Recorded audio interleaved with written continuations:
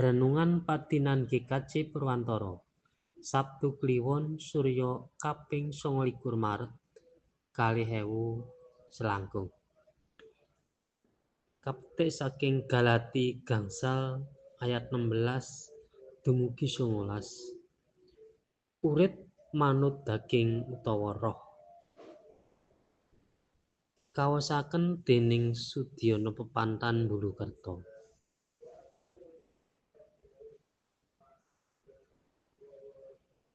Karepku ya iku lakumu padha manuta marang roh, lan aja nuruti kapincuting daging.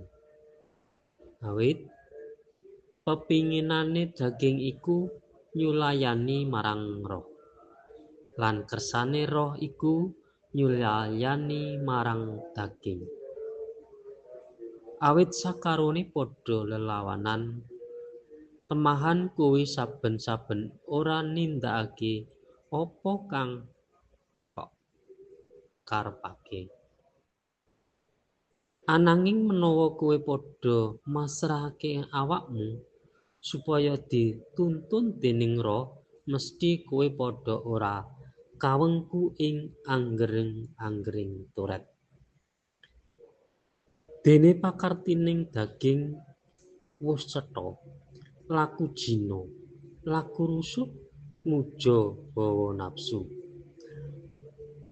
Mekaten pangandikanipun Gusti lumantar Rasul Paulus, mugi kita sraos-sraosaken lan kita lampahi wonten salebeting gesang.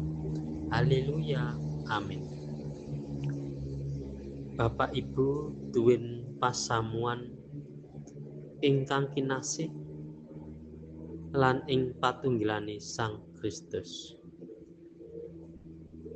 Kanthi raos ingkang asor lan andhap, awit gesang kita taksih tebih saking kersanipun Gusti, kita taksih ngugemi lan nuruti hawaning daging, nuruti pepinginaning ingkang cengkah kaliyan kersane Gusti, senadyan kita mangertosi bilih menapa ingkang kita tindakaken lepat wonten ngarsanipun Gusti. Roh ingkang ngamping-ngampingi kita kasingkur manut hawaning nafsu. Gusti sampun mratelaken lan masrahaken sariranipun supados gesang kita menika wonten karahayaning Gusti. Mila monggo ngatek dumateng diri kita.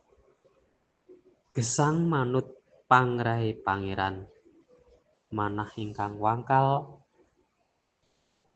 manah ingkang ngegunggi diri, manah ingkang rumaos inggil, sedaya menika saged kita sirep kanthi ngesoraken diri wonten ngarsanipun Gusti.